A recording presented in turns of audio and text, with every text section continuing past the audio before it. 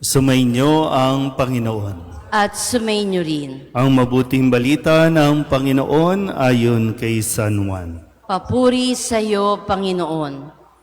Si Tomas na tinaguri ang kambal, isa sa 12, ay hindi nila kasama nang dumating si Jesus. Kaya't sinabi sa kanya ng ibang alagad, "Nakita namin ang Panginoon." Sumagot si Tomas, "Hindi ako maniniwala hanggat di ko nakikita ang butas ng mga pako sa kanyang mga kamay at naisusuot dito ang aking daliri at hanggat hindi ko na ipapasok ang aking kamay sa kanyang tagiliran." Makalipas ang 8 araw, muling nagkatipon sa loob ng bahay ang mga alagad, kasama nila si Tomas. Nakapinid ang mga pinto. Ngunit pumasok si Jesus at tumayo sa gitna nila. Sinabi niya, "Sumainyo ang kapayapaan." Saka sinabi kay Tomas, "Tingnan mo ang aking mga kamay at ilapit dito ang iyong daliri. Ipasok mo ang iyong kamay sa aking tagiliran. Huwag ka nang mag-alinlangan, maniwala ka na." Sumagot si Tomas, "Panginoon ko at Diyos ko." Sinabi sa kanya ni Jesus, "Naniniwala ka na ba sapagkat nakita mo ako? Mapapalad ang mga naniniwala kahit hindi nila ako nakita." Ang mabuting balita ng Panginoon. Pinupuri ka namin, Panginoong Hesukristo. Isang magandang umaga po sa inyong lahat. Bagamat bumubuhos ang ulan, nawa po ay patuloy tayong pagpalain ng Panginoon sa ating pong pagdiriwang ngayon ng ating banal na misa, kung saan ating pong ginugunita at ipinagdiriwang ang kapistahan ni Apostol Santo Tomas, isa sa 12 alagad na pinili ni Jesus para pangunahan ang simbahan na kanyang itinayo. Bagamat sa ating ebanghelyo, si Santo Tomas ay punong-puno ng pagdududa.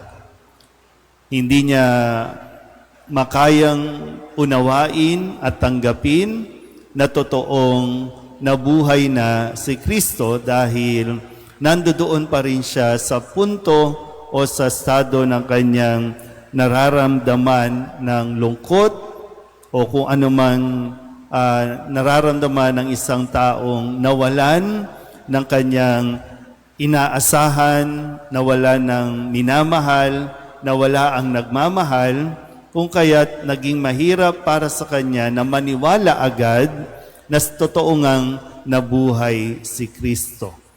Siyempre, yung emosyon. Minsan, kailangan talaga natin ding unawain, kung sakali na may mga tao sa paligid natin na hindi matanggap, na wala na ang mahalagang tao sa buhay niya, kailangan lang natin unawain din ano ang nararamdaman ng taong ito.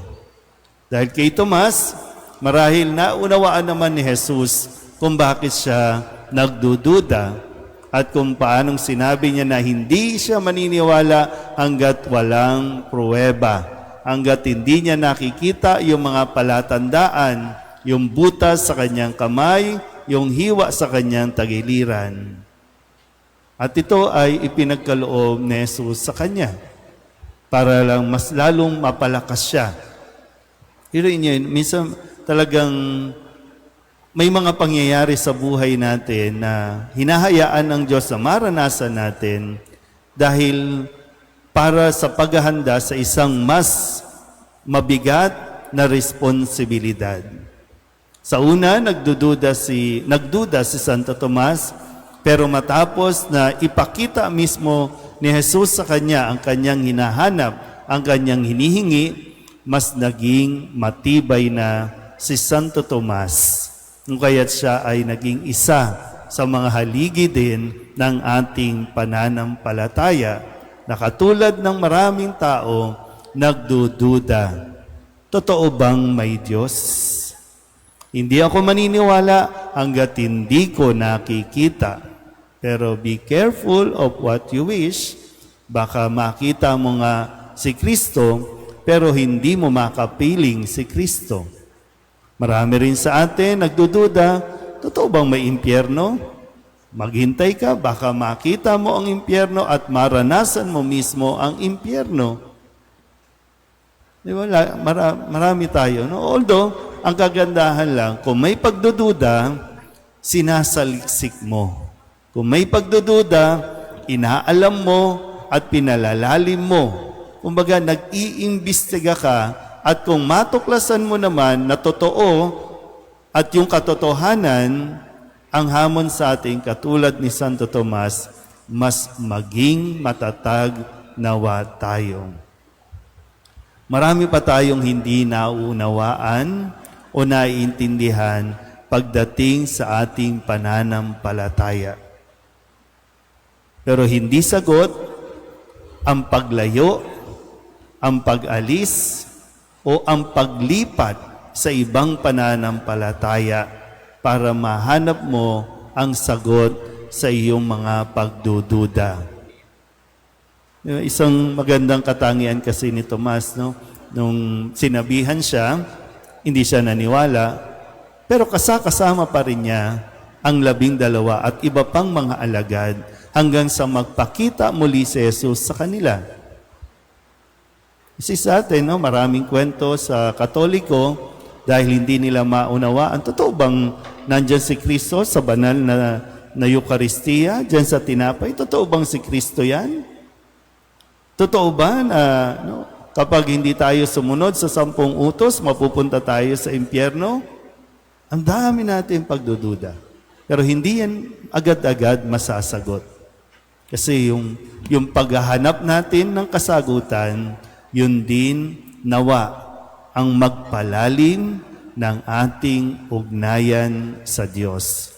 Magpalalim ng ating pananampalataya. At isang araw, ito rin ang gagamitin natin sa pagpapahayag ng pananampalataya sa iba na marami din at punong-puno ng pagdududa. Amen.